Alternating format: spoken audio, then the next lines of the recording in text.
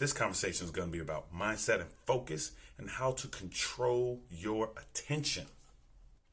Attention and focus are two things you need more than anything to accomplish. Well, basically anything. If you want to get that work done, you want to get your deadline done, you want to get your schoolwork done, you want to get that project you've been waiting on for years to do, or anything, want to get in shape, I want to I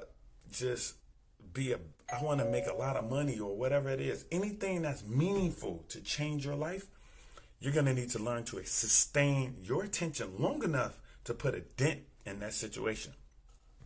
But this is where our mind doesn't always want to play with us. You know what I mean? We've all been there. We've been sitting there working diligently on that one project. Oh yeah, I'm focused, you're focused, you're focused. And then all of a sudden, your mind just wanders off into something different. It just goes off. And then you're like, what? And now it's hard for you to get back into it because you just wasn't ready for that, or you wasn't mentally ready for what was about to happen. And that important job needed to be done, definitely need to be done. But our mind just kept going away and it kept focusing off. So always understand that sometimes we may be doing something that's very boring or just not as boring. But if your brain can find somewhere else to go and to make it more fun or just a better situation, it's going to go there. So we got to learn how to control that attention to keep that one mindness and that one mind focus on our projects. So how many times have you sat down? You sat down at work. I got to get this done. You're typing away at the computer or you're working on something and you get that, boom, you grab your phone and you are immediately distracted because of what? Facebook, Twitter, maybe a computer game, maybe somebody that you wanted to talk to but you didn't get a chance to talk to. It happens. We've all been there. You know what I mean? And there's nothing wrong with that. That's just how it works. You know what I mean? We are people that are really not into the fact that if it's boring, I don't really want to do this. You know what I mean? I want to do something that's more fun. I want to be into my situation. I want to be alive. I want to do this, and you don't want to be that. But we just don't like that, and that's what we want to get away from. So, how many times have you been distracted and it cost you money? Cost you time. Time is money and money is time now. It led you to miss out on opportunities that could have changed your entire life because you just procrastinated or you just didn't want to do it as fast as you should have done it because it was right there in your hand. Opportunities are always going to be there. As in the time that we're in now, there are opportunities right there in front of us, but some of us can't see it. Why? Because for the first time, we can sit down and watch TV and catch up on this episode and catch up on that episode. When you're sitting there, you should be trying to think, how can I better myself in this situation while this is going on? We have no idea how long this is going to last, but this is an opportunity for you to better yourself to get done. Now, I'm not saying don't rest and don't get the things you want to go catch up on those episodes and stuff like that, but use your time wisely because you could be missing out on another opportunity, you know? Okay, or just let's think about it this way. Just think about this. How many hours do you think you've racked up through procrastination? You remember how you hear the old adage of, if I had $1 for every time someone said this, I'll be a millionaire. What if you turn that around and say, if I had $1 for every hour that I racked up through my procrastination, I'll be a millionaire. Just think about that. Just think about how many hours you really didn't put up on procrastination. Because there are plenty of things I've not done yet, and I still do them now, and I'm still lagging behind because I'm trying to do it. But that's my focus. That is my attention to focus, is trying to get things going.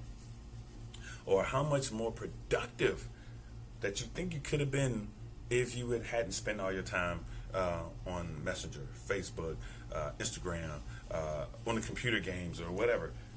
I'm not saying don't do these things, but those things, they cause us to lose some time. And if you just focus the whole time, you'll probably be a really boring person, or you could be a person that's not really into society and stuff like that, and that's fine too.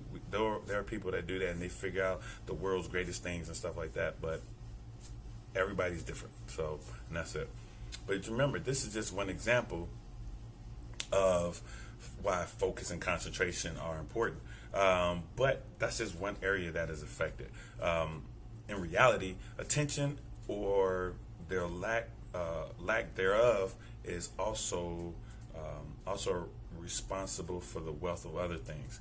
Your ability to focus your attention is partly responsible for your mood, for instance. So if you keep your focus on one thing, and then that will prevent you from wandering off into dark places. There's people, dark places, I've been there before, so I'm not going to go into that, but I've been into those dark places, and it will prevent you from getting angry. And we've all been there. Like, you can't get focused and you just get mad and frustrated, and it's just hard.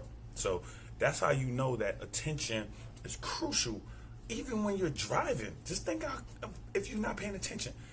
You know what I mean? You constantly wandering off, and then that could cause you to lose a fraction of a second to brake when a car in front of you screeches off. That's why they tell us not to text and drive, not to, do all these things that can distract us, and then we're still driving and stuff.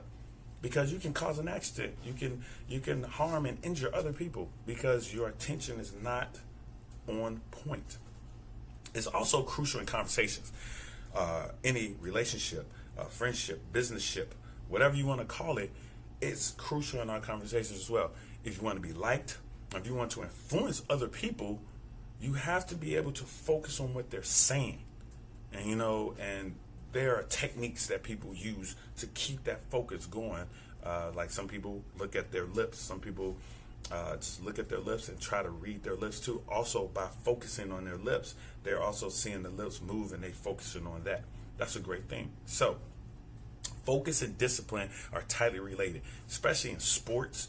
Anything that you do is tightly related, especially in sports, especially for me, because if you can't focus, then your discipline is going to be way off. And in the sports that I am, sports is about discipline.